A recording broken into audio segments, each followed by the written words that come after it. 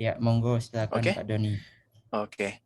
Ya, pertama-tama saya mau mengucapkan terima kasih kepada Pak Prastomi yang sudah berkenan mengundang saya di sini untuk sharing kepada teman-teman mahasiswa geologi ya, jurusan geologi di Universitas Indonesia. Eh, Assalamualaikum warahmatullahi wabarakatuh. Selamat siang semuanya. Salam sejahtera. Eh, ya, mohon maaf, tunggu sebentar ya, sebentar. Mohon maaf, tunggu sebentar, ada masalah.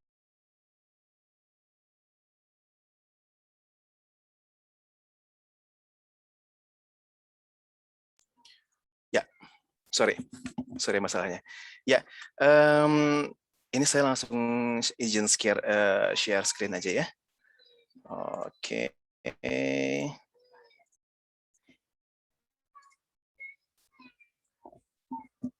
Udah kelihatan?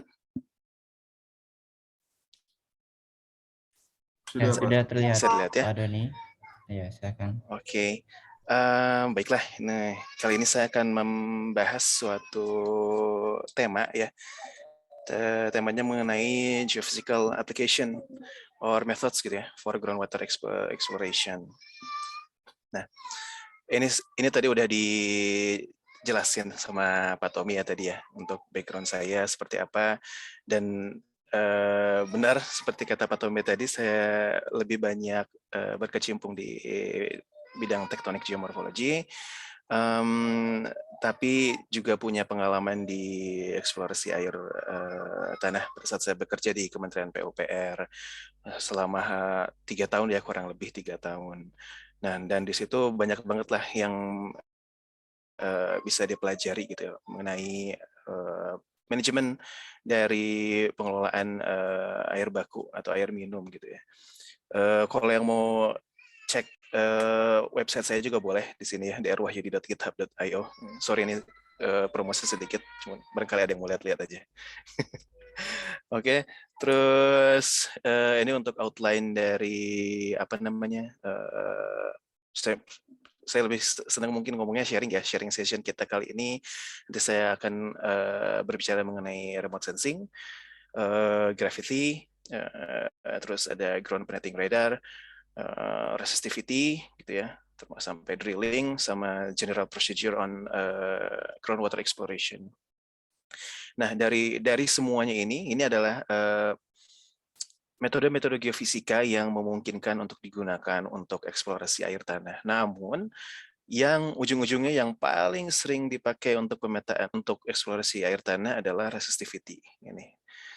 Itu ya, yang paling applicable digunakan untuk eksplorasi air tanah.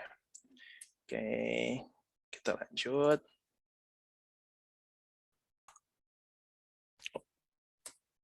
Ya. Oke. Groundwater tuh apa sih gitu kan? Air tanah tuh apa sih? Air tanah itu suatu wujud sumber daya gitu ya, resources yang dia itu umumnya disimpan dalam suatu aquifer, suatu lapisan bawah tanah yang bersifatnya dia itu porous gitu ya, batuan yang porous dan permeable tentunya, dan jenuh oleh air gitu ya. Nah, aquifer ini itu mereka menerima air dari permukaan bumi gitu ya. Saat tanah-tanah ini udah jenuh oleh air, oleh presipitasi, nanti itu mereka akan masuk melalui apa namanya sungai-sungai gitu ya, atau runoff dari sungai. Nah, ini kita bisa lihat di sini, misalkan di gambar ini, aquifer itu lapisan-lapisan yang jenuh oleh air gitu ya. Tipe aquifer sendiri juga ada yang unconfined, gitu ya, ada yang dia tidak dibatasi. Jadi dari aquifer ke atas yaitu nanti batuan langsung ke permukaan tanah. Terus juga ada tipe aquifer yang dia itu confined. Confined itu dia dilapisi oleh suatu lapisan batuan yang impermeable. Nah, biasanya yang confined ini nggak selalu sih, tapi biasanya beberapa bersifat artesian, dalam artian bertekanan, sehingga karena dia confined ya, karena dia tertutup, lalu load dari recharge-nya juga besar, sehingga dia punya tekanan yang besar. Nanti biasanya kalau misalkan kita ngedrill di sana itu nggak usah disedot sama pompa, udah keluar sendiri, gitu ya. Nah, nanti saat aquifer ini juga melebihi kapasitasnya untuk menampung air, air ini nanti dia juga akan keluar sendiri tanpa kita bor dalam bentuk sungai-sungai, aliran-aliran atau danau, gitu ya. Dan kalau kita terus retrace back terus gitu ya, dia bisa sampai ke lautan gitu ya. Nah, dan air tanah ini merupakan suatu sumber daya yang penting gitu ya di seluruh bumi, bahkan dari UN juga menetapkan sumber daya yang paling penting di dunia ini bukan oil gitu ya, bukan gas atau bukan coal atau bukan gold gitu ya, atau bukan mineral, tapi air gitu ya, yang menunjang keberlangsungan hidup manusia. Nah, dan diperkirakan air tanah ini memberikan 95-100% air minum, suplai air minum di beberapa negara berkembang gitu ya. Termasuk salah satunya adalah Indonesia. Jadi kalau kita lihat di Indonesia kan hampir semua rumah punya sumur ya, Jadi hampir semua rumah ngambilnya air tanah gitu. Jadi dia memprovide 95-100% air minum di negara-negara berkembang. Selain di Indonesia juga ada di Qatar juga masih seperti itu gitu ya. Lalu di beberapa negara Afrika dan di ASEAN lainnya. Nah, namun kalau misalkan di negara maju mereka biasanya udah nggak terlalu pakai groundwater ya sebagai resource untuk potable water mereka, karena pengambilan groundwater yang berlebihan sendiri dapat menyebabkan adanya gangguan gitu ya, gangguan dalam keseimbangan balance dari hydrogeology di suatu area, sehingga pada saat kita ngambil terlalu banyak nanti terjadi subsidence atau ambles gitu dia, seperti yang terjadi di Jakarta gitu ya saat ini, terus di Semarang gitu, dan Bandung juga. Jadi sebagian hampir rata-rata kota-kota besar di Indonesia mengalami hal itu gitu, karena pengambilan air tanah yang berlebihan tidak diimbangi oleh recharge atau pemasukan kembali air-air ke dalam tanah gitu ya, karena air-airnya sendiri dia udah ngalir aja gitu ya, di atasnya udah jalanan, gedung, apa segala macam, jadi kita ambil airnya tapi airnya nggak masuk lagi, sehingga dia kompaksi gitu ya, dia terkompres gitu di dalamnya, lalu yaitu jadi ambles gitu ya tanah-tanahnya, dan menyebabkan berbagai masalah, macam masalah lainnya. Nah, sebelum kita ke geofisika nih, ini ada yang namanya dosing. Ada yang tahu dosing nggak, apaan kira-kira? Dosing itu suatu pseudo scientific semu gitu ya. Jadi bukan scientific juga enggak gitu ya. Cuman orang-orang ini banyak yang pakai gitu. Yang digunakan untuk mencoba mencari lokasi suatu material atau suatu benda yang terkubur dalam tanah gitu. Bisa air, bisa metal gitu ya, bisa objek-objek kayak katakanlah peti gitu ya. Kadang-kadang dulu malah orang-orang ada beberapa yang nyari harta karun ceritanya gitu ya, pakai metode dosing ini. Nah, ini gimana sih cara makainya? Jadi nanti dia biasanya dipakai kayak gini, dipegang kayak gini, yang di tweak di cabang pohon yang bentuknya Y kayak gini, atau metal rod yang bentuknya kayak L gini. Nanti dia jalan buat suatu rute gitu ya, zigzag. Nanti pada saat di dalam tanahnya ini ada sesuatu, ini nanti dia gerak nih si branch ini, atau tangkal pohon ini, nanti dia biasanya gerak-gerak gitu kalau misalkan di bawahnya ada sesuatu, atau si tongkatnya ini nanti dia akan gerak gitu. Ini beberapa banyak juga yang berhasil gitu, tapi beberapa juga banyak yang gagal gitu. Tapi ini tidak bisa dibuktikan secara empiris, makanya dia masuk ke dalam sudah scientific gitu ya, scientific semu. Oke. Nah, kita mulai ke remote sensing gitu ya. Jadi sebelum kita ke eksplorasi yang detail, biasanya kita mulai dengan studi yang umum ya gitu ya.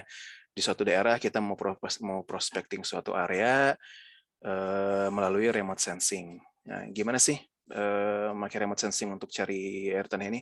Biasanya kita pakai foto udara ataupun citra-citra satelit untuk mengidentifikasi dan menafsirkan daerah-daerah yang menjadi recharge dari air tanah gitu ya, dari recharge-nya groundwater dan discharge-nya air tanah gitu. Nah, itu pakai data apa tuh gitu? Untuk menentukan recharge, discharge apa segala macam sendiri biasanya kita pakai DEM atau Digital Elevation Model. Kita lihat, kita pelajari bentuk muka buminya seperti apa gitu ya. Karena biasanya daerah-daerah yang menjadi recharge ini biasanya di daerah yang puncak-puncak ya. Dia puncak-puncak gitu, atau dia memiliki banyak fractures, banyak rekahan-rekahan gitu ya. Itu nanti biasanya jadi daerah recharge. Itu nanti kita cari juga daerah recharge-nya di mana. Daerah recharge itu biasanya dia di bentukan daerah yang merupakan di lembah-lembah ya, lembah-lembahan atau permukaan yang lebih rendah daripada si area recharge-nya. Nah, dari situ juga, dari DEM ini juga kita bisa ngitung drainage density gitu ya. Jadi kalau misalkan kita ekstrak DEM, kita ekstrak digital elevation model, itu kita bisa ngelihat nih watershed-nya atau basin-basin dari apa ya, cekungan-cekungan ininya lah, bukan cekungan air tanah, tapi cekungan dari si sungai-sungainya lah gitu ya, dari stream-streamnya itu kita bisa lihat watershed-nya di mana aja. Nah, watershed ini kan dia berperan sebagai basin ya, sebagai mangkok ya, yang menadah air hujan lalu menampung. Nah, itu di sini kita bisa lihat ini, oh misalkan ini daerah puncaknya nih di sini gitu ya. Oh sorry, daerah puncaknya ini di sini. Oh berarti dia di sini, daerah sini sebagai recharge-nya. Kalau dia sebagai recharge berarti discharge-nya kan dia ke bawah. Kemungkinan di discharge-nya sini groundwater melimpah. Terus kita bisa hitung drainage density-nya atau densitas dari kerapatan dari sungai-sungai atau stream yang ada di dalam basin tersebut. Ya, jadi dalam satu area basin ini gitu ya, ada berapa sih panjang apa namanya, panjang rekahannya, bukan panjang rekahan sih, atau panjang sungai-sungainya gitu, sungai-sungai kecilnya. Nah, itu nanti semakin dia banyak sungai yang mengalir dalam suatu area basin ini, nanti dia akan menghasilkan suatu satuan channel density yang lebih besar gitu ya, yang lebih rapat, dalam artian suatu daerah itu dirapatin, dipenuhin sama sungai-sungai gitu. Nah, biasanya daerah yang lebih rapat itu juga biasanya apa ya, menjadi yang lebih rapat oleh sungai-sungai itu juga biasanya menjadi tempat di mana airnya itu recharge gitu ya. Ini kan karena banyak fracture-nya di situ. Nah, analisis ini tuh sangat ini ya, sangat berkaitan dengan analisis geomorfologi 11-12. Nah, gitu nih, mau ngelihat apanya gitu. Nah, terus selain itu juga di remote sensing kita bisa pakai citra satelit dari SAR gitu ya, Synthetic Aperture Radar, untuk melihat gimana sih keadaan subsurface-nya dari suatu area. Nah, tapi ini biasanya kita lakukan untuk daerah-daerah yang kering gitu ya, daerah yang arid, katakanlah di gurun gitu ya, atau di daerah-daerah yang jarang hujannya lah gitu ya. Kenapa? Karena synthetic aperture radar ini kan dia menggunakan gelombang radar. Gelombang radar suatu gelombang elektromagnetik gitu ya, yang dipancarkan dari satelit, lalu dia tembakkan ke permukaan bumi. Nah, kalau ada air gitu ya, air itu konstanta dielektriknya cukup besar, sehingga pada saat apa namanya, gelombang radar ini hit apa ya, hit water gitu ya, kena airnya ini gitu, itu nanti energi dari gelombang radar ini habis di situ gitu, sehingga penetrasinya nggak bisa dalam. Jadi kalau misalkan kita mau ngetes di Bogor gitu ya, pakai SAR ini nggak kelihatan gitu, cuman kelihatan sampai pohon-pohonnya doang gitu, karena tanahnya sendiri sudah jenuh oleh air gitu ya, karena di Bogor sering hujan katakanlah seperti itu. Jadi nggak bisa sampai ke dalam ke kedalaman tertentu. Makanya biasanya digunakan pada daerah yang kering. Nah, di daerah yang kering ini gitu ya, air tanah gitu ya yang kemungkinan kedalamannya mungkin 3 sampai 7 meter gitu ya di bawah permukaan tanah itu, biasanya dia masih bisa terdeteksi sama si gelombang radar ini. Nah, ini contohnya ini ada publikasi dari Skonikny. Dia itu sedang melihat paleo drainage gitu ya, paleo stream dari suatu sungai gitu di Gurun Sahara gitu ya, di Chad. Nah, kalau misalkan kita ke sana sendiri sekarang udah nggak ada sungainya gitu ya, udah gurun lah gitu.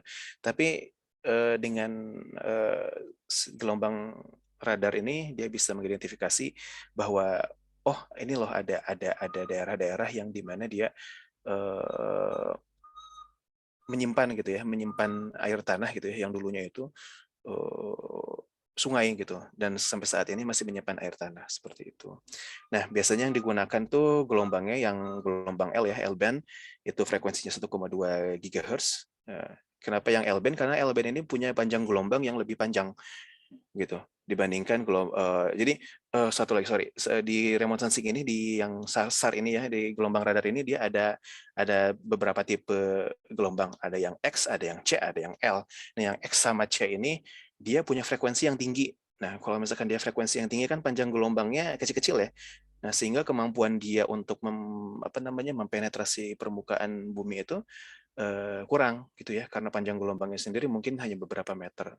Sedangkan yang L-band ini, yang panjang gelombangnya L ini, dia punya kemampuan penetrasi yang lebih besar dibandingkan yang X sama yang C itu. Nah, lanjut. Nah, ini ada gravity. Ini suatu gravity ini dia ini sebenarnya melihat suatu anomali perbedaan densitas dari batuan yang ada di dalam tanah gitu ya. Dan ini tuh sebenarnya jarang banget digunakan untuk eksplorasi air tanah. Cuman patut diketahui gitu ya bahwa metode ini tuh ada gitu. Apa fungsinya gitu ya? Fungsinya itu sebenarnya si gravity ini kan dia bisa ngelihat densitas bantuan yang mana densitasnya lebih besar, yang mana densitasnya lebih kecil. Nah, kalau kita punya ada batuan yang densitasnya lebih besar, berarti kan dia gitu. Katakanlah suatu batuan beku atau intrusi gitu. Lalu sebelah-sebelahnya kita punya batuan yang densitasnya lebih kecil gitu. Nah, ini bisa kita interpretasi sebagai batuan sedimen atau endapan kuarter gitu ya, yang tertimbun gitu. Sehingga sebenarnya yang kita cari ini aja gitu, mana yang daerah yang punya densitas lebih rendah gitu. Di suatu skop yang besar gitu ya, di suatu area yang besar, ini kita cari mana daerah yang punya densitasnya itu lebih rendah. Nah, karena kemungkinan di situ bisa menjadi potensi aquifer. Nah, terus ini ya mungkin ya ini yang saya tadi jelasin dosing itu mungkin ada kaitannya juga dengan gravity sepertinya gitu ya, karena kan gravity kan dia nanti ada sensor di mana dia yang kita bawa gitu ya, yang kita pegang, kita jalan di permukaan gitu. Saat kita punya suatu massa yang lebih besar gitu ya dibanding sekitarnya, dia kan punya gravitasi yang lebih besar, sehingga si sensornya ini nanti turun kan, lebih tertarik gitu gravitasinya lebih. Jadi sensornya itu biasanya nanti lebih lebih ke bawah, jadi kayak bandul gitulah, kayak bandul. Nanti kalau kita lewat di suatu daerah yang batunya itu lebih padat, yang lebih berat gitu, nanti dia ketarik gitu karena gravitasinya lebih besar. Nah, kemungkinan si dosing ini identik kali ya mungkin dengan metode gravity ini, cuman versi yang jauh lebih simpelnya lagi gitu, karena gravity ini kan tetap mempengaruhi gitu ya beban-beban berat-berat dari benda-benda yang ada di atasnya gitu. Oke, lanjut. Terus ini ada ground penetrating radar atau biasa disebut GPR atau lebih umumnya lagi di Indonesia bilangnya orang georadar namanya. Nah, ini tergolong cukup baru gitu ya. Mungkin tahun 2000-an atau akhir 90-an lah ini ya development alatnya sih kalau nggak salah. Cara kerjanya ini dia kurang lebih mirip sama remote sensing tadi ya, sama yang satelit tadi. Jadi dia tuh memancarkan gelombang elektromagnetik gitu ya ke permukaan tanah, gitu ke dalam tanah. Nah, dia itu nanti mengukur two-way time travel. Jadi kalau misalkan kita punya suatu apa ya? Saya mau gambar, bisa nggak ya? Coba annotate, bro. Oke, kelihatan ya gambarannya ya? Sorry tapi jelek.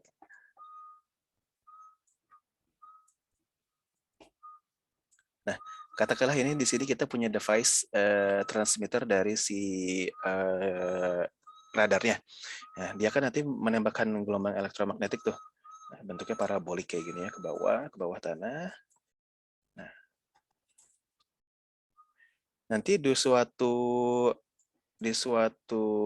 apa ya kontak lapisan yang berbeda, ini ada gelombang yang dipantulkan balik nih. Ada yang dipantulkan balik ke atas. Sorry.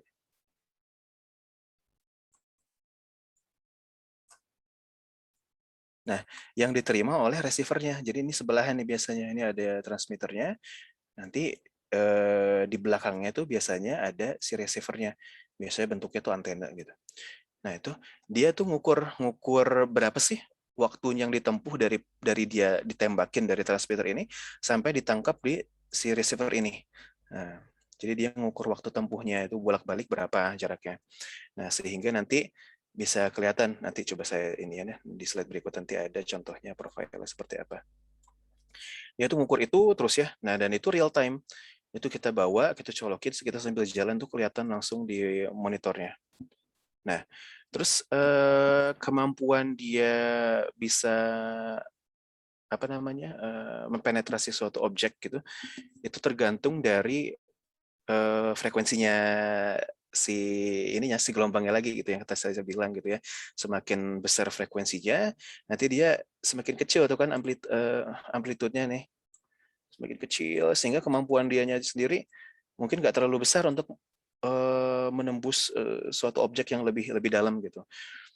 Nah, sedangkan kalau yang frekuensinya rendah, dia kan amplitudenya lebih besar. Jadi dia kemampuan dia untuk mempenetrasi ke dalam tanah lebih besar. Biasanya sih nih yang si high frekuensi ini gitu, yang frekuensinya besar ini biasanya digunakan untuk pekerjaan-pekerjaan sipil. Jadi kalau kita mau lihat ada jalan yang rusak gitu ya, jalan yang udah mulai ada bolong di bawahnya gitu, atau keterbentukan sinkhole gitu ya, katakanlah keterbentukan sinkhole, biasanya nih kita pakai yang higher frekuensi sini. Dan ini cocok digunakan di urban area karena dia compact, ukurannya lebih kecil, ukurannya lebih kecil. Jadi nggak ganggu tuh, nggak ganggu orang-orang. Bisa untuk road maintenance ataupun cari ini kalau misalkan ada pipa bocor gitu ya, ada pipa PDAM bocor di dalam tanah, terus nggak ketahuan nih, nggak muncul ke atas. Kita pengen tahu nih sepanjang jalur pipa ini di mana sih lokasinya yang ada pipa bocor itu. Nah ini bisa pakai GPR, nanti kita profiling, nanti kelihatan di situ yang kira-kira ada kebocoran itu di sebelah mana gitu. Terus untuk yang lower frekuensi ini, yang seperti sudah saya bilang tadi, itu gede nih. Ini kalau lihat nih di gambar ini ada batang-batang ini antenanya nih. Antenanya sendiri ini udah 4 meter kalau nggak salah, saya ingat ini. Jadi lumayan mengganggu gitu. Yang untuk kalau misalkan kita mau identifikasi di jalan-jalan umum gitu ya, jalan-jalan besar gitu, ini ganggu orang-orang nih gitu. Nah, biasanya sih dia digunakan untuk tujuan studi environment ya, studi lingkungan atau arkeologi gitu ya, atau geologi. Nah, terus, nah kemampuan si gelombangnya ini sendiri untuk merambat di suatu median di dalam tanah itu tergantung dari konstanta dielektrik dari median-median di dalam tanahnya gitu ya. Sebagai contohnya, kalau misalkan udara, dia punya konstanta dielektriknya 1. Jadi udara itu punya konstanta dielektrik 1. Kalau misalkan air itu 81 kalau nggak salah ya konstanta dielektriknya, jadi lebih besar. Ini saya lupa nggak masukin formulanya juga. Cuman nggak jadi di konstanta dielektrik ini nanti suatu faktor pembagi lah dalam kemampuan si gelombang radar ini untuk mempenetrasi ke dalam tanah. Jadi semakin kecil konstanta dielektriknya, dia semakin cepat nih, semakin kuat untuk mempenetrasi ke dalam tanah. Dan kalau misalkan konstanta dielektriknya semakin besar, dia udah kementok, udah habis energinya. Jadi kalau misalkan kita punya suatu lapisan gini ya, beberapa lapisan, katakanlah di sini 5, di sini 30, tiba-tiba di sini 100. Nah, ini pada saatnya si GPR ini jalan, ini masih apa namanya? Masih energinya masih besar pada saat dia menerobos atau merambat melalui lapisan yang konstanta dielektriknya 5 ini. Terus ke 30 udah semakin kecil. Nah, saat dia kena yang lebih besar, itu biasanya energinya habis sehingga kemampuan dia untuk penetrasi lebih dalam biasanya ini katakanlah ada layer lagi konstanta elektriknya itu 10 gitu misalkan. Nah, ini udah nggak kelihatan sama si sensornya itu karena energinya habis di sini duluan. Nanti ada contohnya kayak gimana, biasanya udah burem. Nah, udah burem lah, udah nggak kelihatan. Jadi dia mentok sampai di sini. Nah, itu ketergantungannya kemampuan dia untuk mempenetrasi gitu ya, juga tergantung dari konstanta dielektrik dari tiap mediannya. Terus ini yang udah saya jelasin tadi ya, kalau misalkan dia semakin lambat merambatnya, semakin habis energinya, terus ke bawahnya udah nggak bisa penetrasi lagi. Nah, saat pengukuran GPR ini ada beberapa hal yang perlu diperhatikan karena dia ini kan pakai gelombang elektromagnetik, jadi dia itu sangat sensitif gitu ya sama gelombang elektromagnetik yang biasanya dipancarkan dari tower BTS gitu katakanlah ya, atau tower radio, ataupun kalau kita punya sutet gitu ya, sutet kan high electricity gitu ya, dia pasti memancarkan gelombang elektromagnetik juga. Biasanya itu nanti kepengaruh hasil pembacaannya itu. Jadi biasanya nanti dia ada noise-nya lah, jadi ada suatu daerah yang nggak jelas bisa kita bacanya. Nah, keuntungannya pakai GPR ini, kita nggak harus melakukan apa-apa ke tanah ya, nggak harus memberi suatu perlakuan khusus, nggak ngeganggu lah gitu ya, nggak harus dicangkul, nggak harus dipukul-pukul gitu ya, nggak harus palu atau segala macam.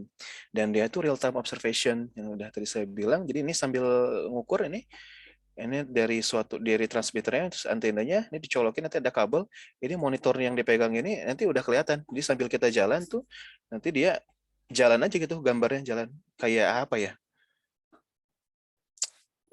kayak nonton lah gitu. Nanti dia maju gitu, ini ada apa, nanti kalau misalkan kita sambil jalan nanti tiba-tiba ini ada bentuknya begini-begini, oh itu lapisannya kayak gitu ya, ada perlapisannya, ada seperti apa segala macam. Itu dia real time aja, jadi sambil kita jalan tuh kita bisa sambil observasi langsung di bawah ini kira-kira ada apa gitu. Itu salah satu keuntungannya. Terus oke. Oh, sorry, ini untuk clear dulu. Oke. Nah, ini contoh dari hasil pengukuran CGPR tadi itu. Nah, jadi dia mirip macam seismik ya, karena dia kan mengukur two-way travel time. Jadi yang kita dapatkan profilnya itu seperti seismik, cuman beda lah ya gitu ya. Kalau seismik kan dalam gitu ya, bisa penetrasinya. Ini paling cuman mungkin maksimal 60 meter tuh udah hebat banget GPR itu gitu ya. Biasanya mentok 20 meter atau 30 meter. Nah, ini dari papernya Paz ya, publikasi tahun 2017, dia ini lagi ngelihat dia tuh lagi eksplorasi groundwater menggunakan GPR.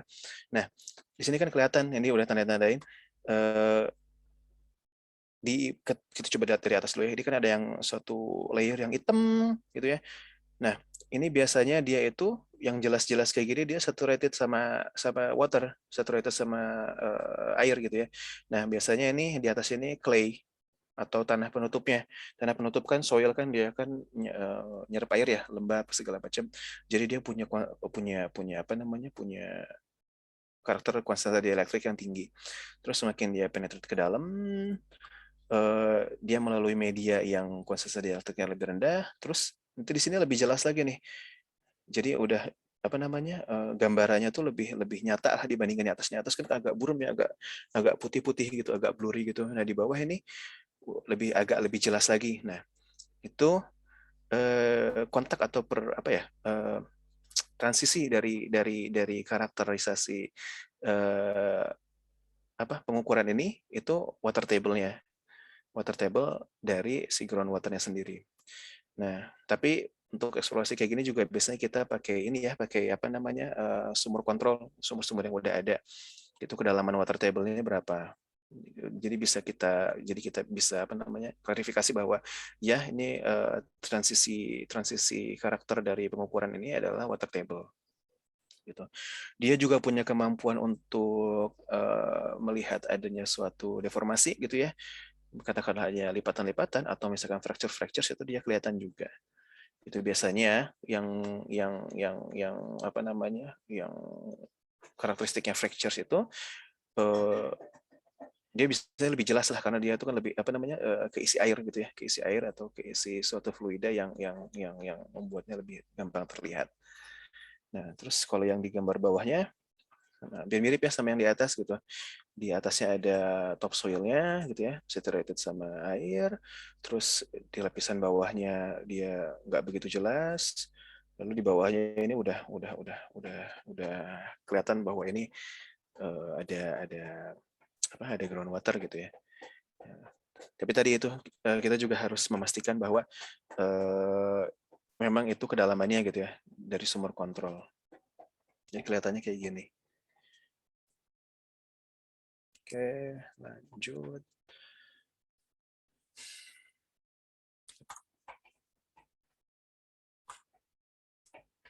Oke, sorry.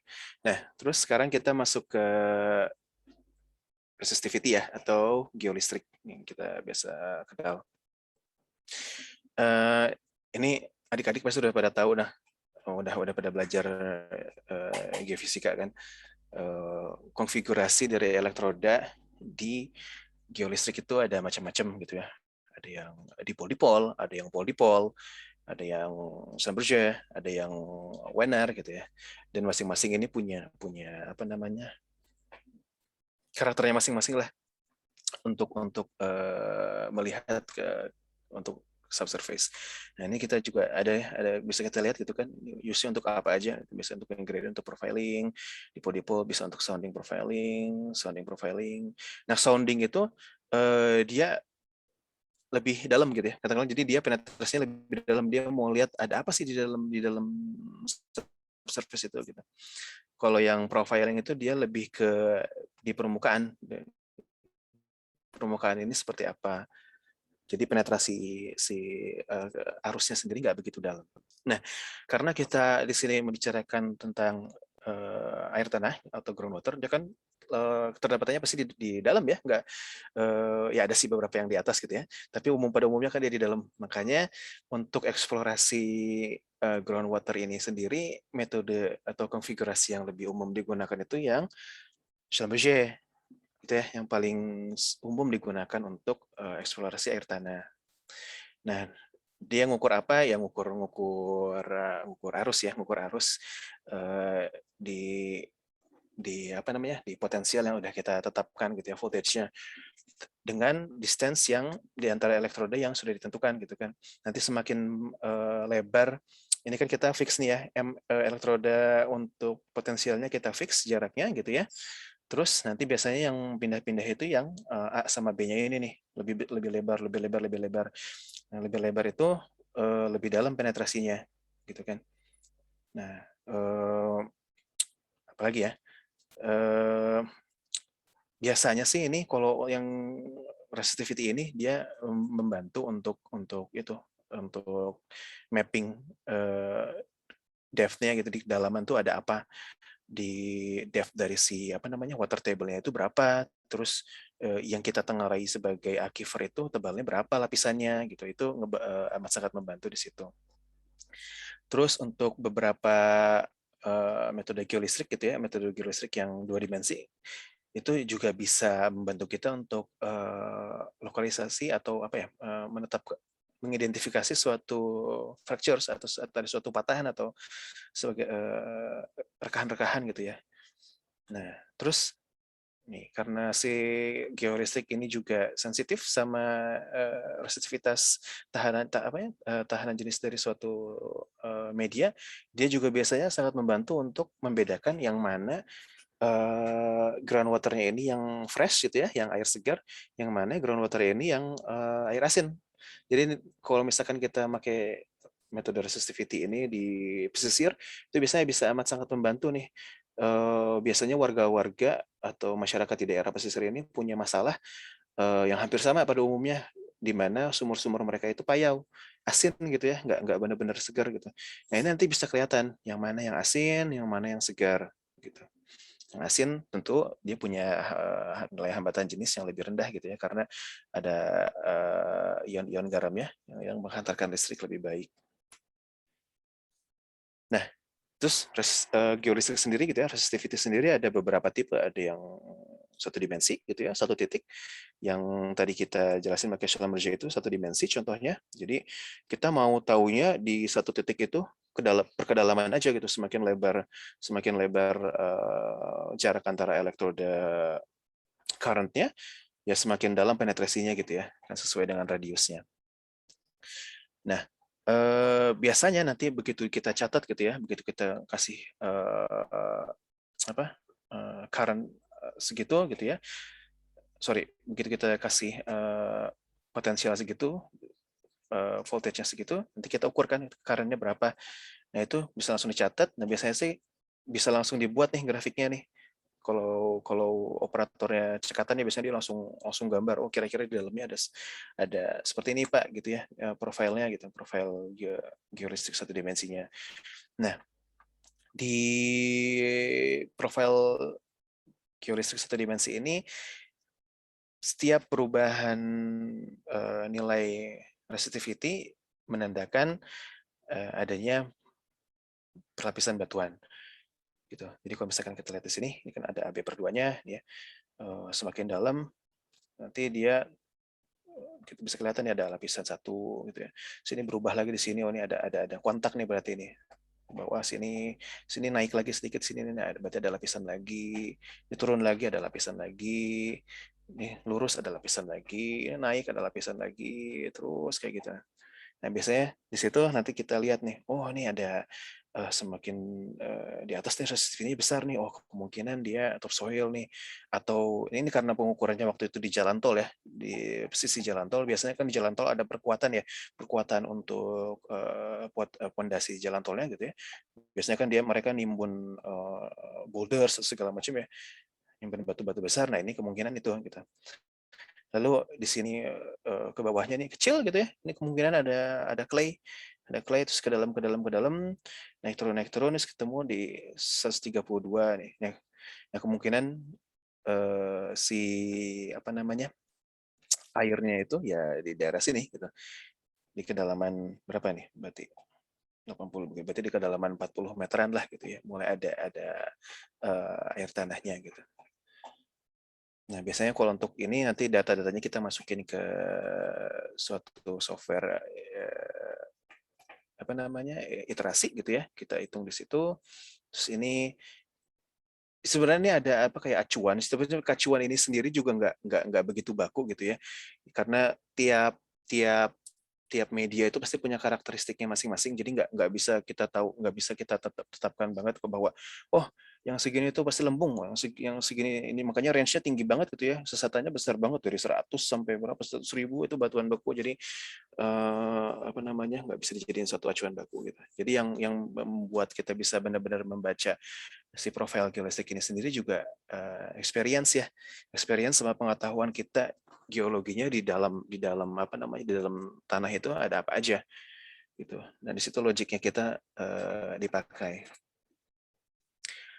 Nah, terus di samping resistivity satu dimensi juga ada resistivity dua dimensi. Nah, kalau dua dimensi lebih enak ya kelihatannya gitu. Karena kalau yang satu dimensi kan cuma satu ke dalam ke dalam ke dalam. Jadi dia kalau kita tampilin di gambar mungkin lebih kayak logboard gitu ya.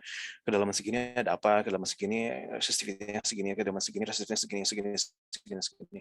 Nah, kalau resistivity yang dua dimensi ini dia cantik nih gitu ya, warna-warni lagi gitu ya. Terus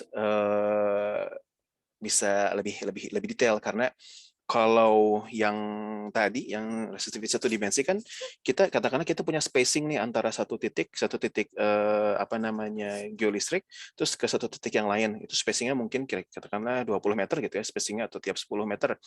Nah, di antara dua titik ini kan kosong nih, nggak ada data nih, nggak ada data, sehingga kita nggak bisa nggak tahu nih dari situ tuh ada apa. Sorry ya. Oke, sebentar ya, sorry ada anak saya sebentar.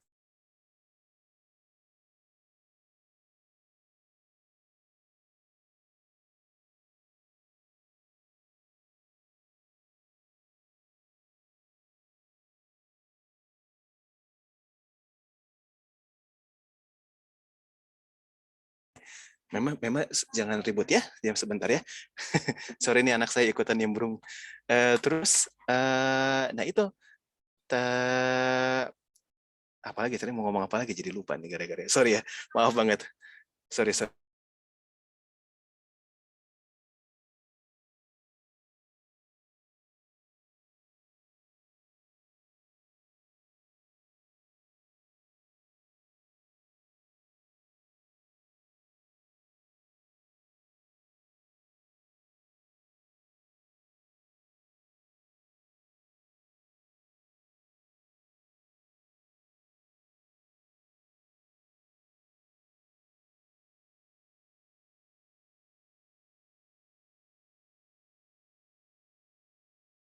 Oke, maaf. Ya, terus jadi dia di antara dua, tadi saya ngomong lagi di antara dua ini ya, di antara dua spesifik itu kan kosong tuh, nggak ada apa-apa, nggak ada data, loss of data. Jadi yang bisa kita gunain paling korelasi aja gitu, korelasi antara katakanlah nilai suatu lapisan yang resistivitasnya sama, terus kita sambung-sambungin gitu ya. Padahal sebenarnya mungkin di antara dua spacing itu ada anomali gitu ya. Mungkin ada suatu boulder yang besar gitu ya, atau ada fracture sehingga air masuk keluar dari situ gitu ya. Itu nggak kelihatan sama yang satu dimensi gitu ya. Nah, yang dua dimensi ini dia kelihatan. Jadi dia tuh lebih detail, nggak ada gap di antara elektrodanya gitu, di antara spacingnya. Terus keuntungannya lagi dia ini otomatis ya, udah computerized, kita tinggal colok-colok aja, pasang elektrodanya gitu ya, sepanjang biasanya sih 200-250 meter gitu ya panjangnya, terus kita pasang aja, yang penting udah ketancap semua, tinggal kita jalanin, udah kita tinggal tunggu aja sampai pengukurannya selesai.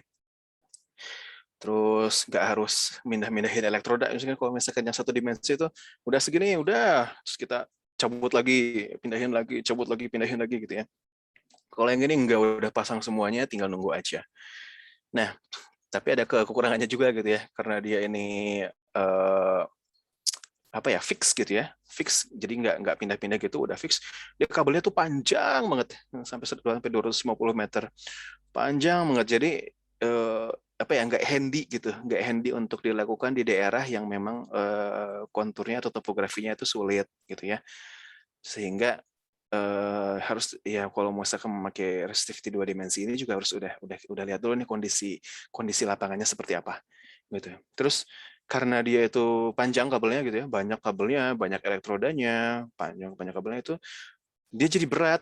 Nah, ya itu tadi nggak handy gitu, jadi berat. Jadi untuk satu kemana-mana itu kita ngebawa suatu tas yang gede banget isinya kabel-kabel sama elektroda doang gitu ya.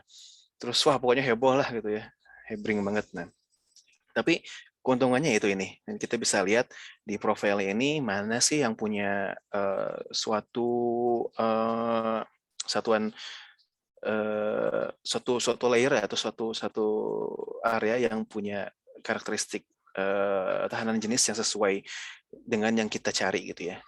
Ya, terus kalau ini sih dulu kebetulan di daerah bukan yang untuk eksplorasi air gitu ya, eksplorasi logam, jadi mungkin kurang relevan dengan topiknya.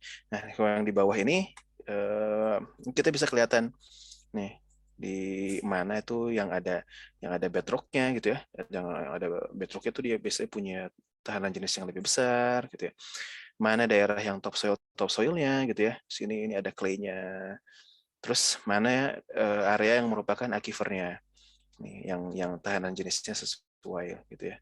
Ya biasanya sih untuk aquifer nggak tentu sih, makanya bisa dari range-nya bisa dari 80 atau 100 gitu ya sampai kisaran 200-an. Jadi itu nggak pasti. Jadi tapi begitu kita lihat profilnya kita bisa interpretasi, oh ini aquifernya gitu. Nah, di sini juga nih kita bisa kelihatan ada kayak gini nih. Ada kayak corak-corak gitu ya, kemungkinan ini ada fracture tuh. Ini juga bisa kelihatan di profil dari resistivity 2 dimensi ini. Oke, lanjut. Oke nih, ini batasannya, limitationnya pakai bahasa Indonesia, campur, sorry. Terus limitasinya itu jaringan-jaringan perpipaan di bawah tanah ya. Biasanya ada pipa-pipa besi, pipa air, telekomunikasi gitu ya, ataupun kabel-kabel listrik kan biasanya kan atau kabel telepon biasanya kan ada yang di bawah tanah tuh. Nah, mereka itu kan si pipa kabel ini kan punya apa ya? Kabel lah, terutama punya pancaran elektromagnetik juga. Terus pipa ini sendiri kan nanti kalau misalkan katakanlah kita ngukur nih sesuatu yang secara lateral itu sama ini, sesama lintasan suatu pipa, misalkan pipa minyak gitu ya, pipa minyak Pertamina, terus pipa minyak Pertaminanya itu dari besi, terus kita tembakin listrik, itu kan nanti kan kelihatan, wah nih menghantarkan listrik baik sekali nih gitu ya, atau keluar tuh range-nya itu di antara 50 sampai 100 katakanlah gitu, wah ini air nih aquifer, begitu kita bor ternyata minyaknya Pertamina keluar gitu ya, bocor gitu. Nah itu limitation-nya di situ salah satunya. Jadi sebelum kita melakukan survei resistivity, resistivity juga perlu diperhatikan gitu ya. Ada apa aja sih lingkungan sekitarnya gitu yang kira-kira mempengaruhi. Terus sutet gitu, jaringan listrik atas permukaan tanah juga mempengaruhi ya, karena tadi karena dia energinya tegangannya besar, pasti akan menghasilkan gelombang elektromagnetik yang besar juga gitu ya.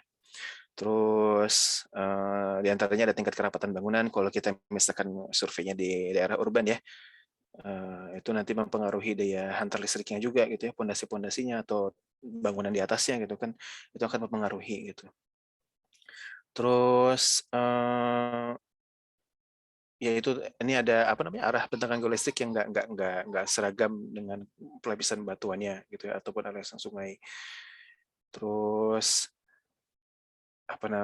kemiringan topografi yang tadi saya bilang juga ya. Jadi kalau terutama yang 2 dimensi katakanlah, misalkan kita lagi ngukur tiba-tiba ini ada tebing ke bawah gitu, kan nggak bisa tuh, nggak bisa diukur.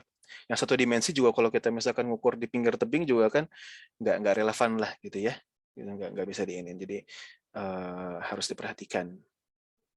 Terus peletakan elektroda yang nggak sejajar atau nggak pas juga nanti mempengaruhi pengukuran gitu ya, karena nanti kan jaraknya akan berbeda. Nah, habis geolistrik biasanya nanti kan keluar tuh ada drilling. Nah, ini sepengetahuan umum aja sih drilling, mengenai drilling gitu ya. Drilling ada yang perkusif gitu ya. Perkusif itu biasanya kayak malu gitu loh. Jadi kayak dia tuh modelnya di kayak apa ya? Kayak masang tiang pancang, kayak masang pondasi bangunan tuh di tek tek tek tek tek tek gitu. sampai dalam gitu ya. Terus ada yang rotary, nah rotary itu biasanya yang muter-muter gitu ya, muter-muter ke bawah lama-lama, sama yang hydraulic rotary. Nah, di eksplorasi apa air tanah biasanya sih yang paling sering digunain yang rotary ya, yang rotary drilling. Bentukannya kayak gini gitu ya. Nanti sambil muter, terus karena beban dari si mesinnya sendiri nanti dia akan ke bawah.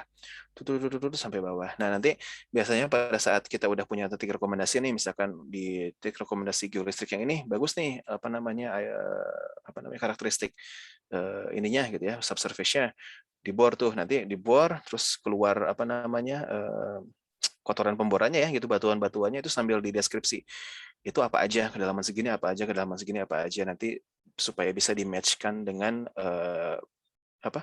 profil geolistiknya sendiri ataupun kalau misalnya ke depannya nanti akan ada logging, wireline logging gitu ya. Terus ini kita masuk ke general procedure-nya, jadi apa ya, prosedur yang umum untuk eksplorasi air tanah. Nah, ini tahapan-tahapannya sih biasanya gitu ya. Waktu saya bekerja di Kementerian PUPR, gitu, mereka tuh biasanya seperti ini. Biasanya mereka FS dulu ya, feasibility study. Terus nanti udah feasibility study, gitu. Feasibility study itu apa aja sih? Biasanya tuh kita lihat peta-peta geologi, peta hidrogeologi, gitu ya. Biasanya kita ada request dari suatu daerah, gitu ya, dari kepala daerah. Di sini ada suatu daerah yang butuh air nih, butuh air bersih karena langka air bersih. Nanti kita lihat daerah mana itu, kita cross check sama geologinya kayak apa, terus kita cross check sama peta hidrogeologinya gimana. Nanti dari situ kan kita tahu nih, oh mana yang daerah yang kira-kira bagus nih untuk dilaksanakan survei resistivity-nya gitu ya. Dari situ masuk ke rekomendasi lokasi untuk geolistrik. Terus di geolistrik gitu ya, kemana-kemana ajunya. Nanti udah geolistrik, hasilnya keluar, nanti kita bisa kasih rekomendasi untuk lokasi sumur gitu ya. Lokasi sumurnya di mana, di titik yang mana waktu kita geolistrik itu gitu. Udah keluar itu dibor gitu ya, udah dibor biasanya kita wireline untuk lebih detail lagi itu kayak apa sih di sumurnya itu gitu ya, perlapisannya.